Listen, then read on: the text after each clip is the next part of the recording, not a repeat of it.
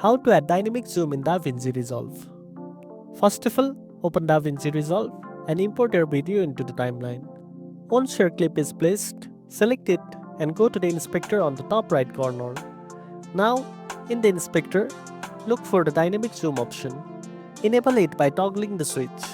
Below that, you will see the option Dynamic Zoom Ease.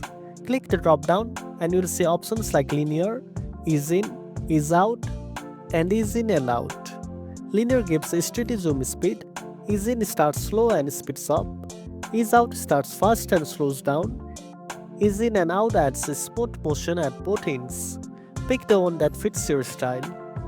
There's also a small swipe button next to the ease option. Click it if you want to reverse the zoom direction without manually adjusting the boxes. Once you are done, play back the clip to preview the result. You can always go back and tweak the zoom path or ease settings for a better effect. And that's it.